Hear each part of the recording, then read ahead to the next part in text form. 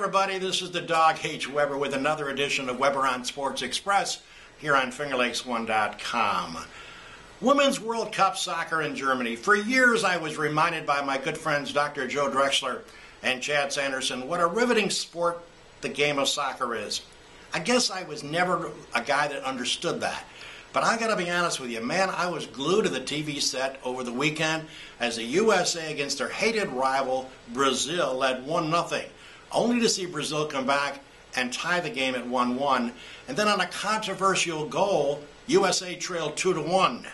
In the 122nd minute of competition, that's extra time they say in a terminology for soccer, Abby Wambach scores with a header to tie the match at 2-2. They now go to the penalty kick phase. USA scores more than the Brazilians, and the USA wins in a spine-tingling, hair-raising, gray hair I might add, unbelievable, exciting game.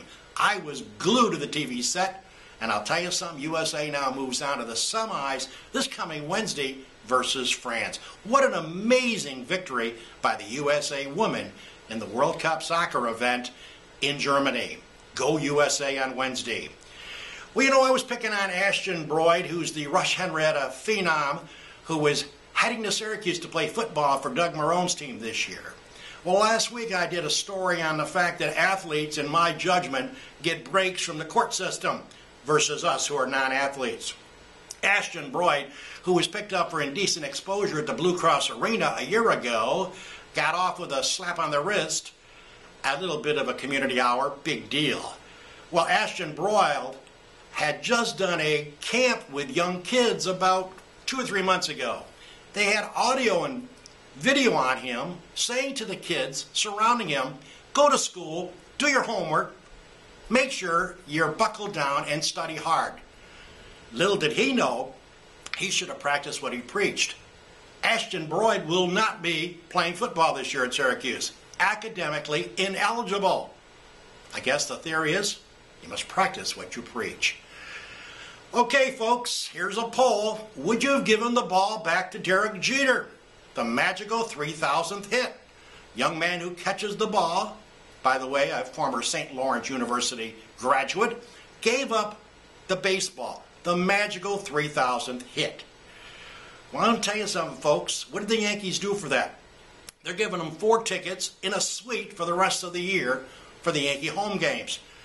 Derek Jeter signed 3 baseballs. Derek Jeter signed 3 bats. Excuse me, I know I'm going to sound like a greedy dog, but let me tell you the other side of the coin. Yesterday morning, they were estimating that ball would bring about $250K on the open market. They raised that number to $750,000 late last night. Remember, people who go after sports items are from around the world. $750,000 to $1 million. You can't eat bats. You can't eat gloves. You can't do any of that stuff. You can take the money though. $1 million, you're going to end up with $500K. Clear money. Sorry, Derek Jeter. I'm the greedy dog. A lot of people have told me they would have given the ball to Derek. I, however, would have said, sorry, I'm selling it. What would you have done? Well, ladies and gentlemen, let's flip over to a story on baseball. You know, I get some of my best stories to do on this show from friends of mine who happen to be bartenders. The legendary Dooner over at Dewey's on Bridge Street. He reminded me of a ridiculous contract that the Washington Nationals took on a guy named Jayson Werth. Jayson, of course, a former Philadelphia Philly who had a couple of strong years, went to the free agent market. The Washington Nationals opened up the checkbook, gave him a contract of 7 years, $126 million. I'm a Mynderse graduate. Let me do the math for you. That's $18 million a year.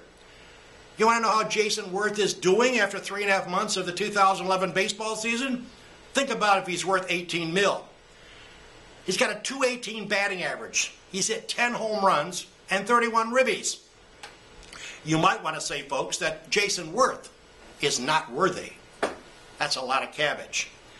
Well, ladies and gentlemen, it would be remiss on me if I didn't take time out on my segment of this show that I talk about the persons of the week. And the new inductees to the Mynderse Academy Athletic Hall of Fame have been announced. A good buddy of mine, wrestling phenom Bob Buckwall, is going to get in. Bundy Ferrara, Mike Ferrara, for all of his coaching expertise throughout the years, will get in. Of course, ceremonies will be in October at the New York Chiropractic College. Lisa Paulzanetti Glavin, she gets in. Karen Laux, Dave McNanny in the 1992 boys basketball team. Nick Nettie, a Lifetime Contributor Award. And, of course, the 1938 undefeated, unscored upon football team representing Mynderse Academy. Again, ceremonies for the actual inductions will take place in October at New York Chiropractic College, and I'll have more on that as the weeks go by. Well, in the broadcast studio this morning, good friend, I haven't seen him in a long time, Tim Same is in the house. He was playing in a Dutch Hollow event, golf event, and he had his first hole-in-one on the 16th hole at Dutch Hollow. Picked up some shackles as well. Not to the tune of the Derek Jeter baseball, but congratulations goes out to a name that is well known in the Finger Lakes area, the same name, Tim Same, hole-in-one, 16th hole at Dutch Hollow. I bet they had a good time. Never had a hole-in-one, but I did have a double eagle, folks, at Silver Creek on the 18th hole. Don't ask me how I did it. I've yet figured that out. Hey, by the way, we're looking at some new opportunities on Finger Lakes One. We're thinking about doing podcast, teaming up with my good friend Paul Hellstrom. We might call the show the Dog and Paulie Show. Stay tuned. More details coming up soon. Ladies and gentlemen, I hope you've enjoyed this edition. Take care. That's a look at sports my way.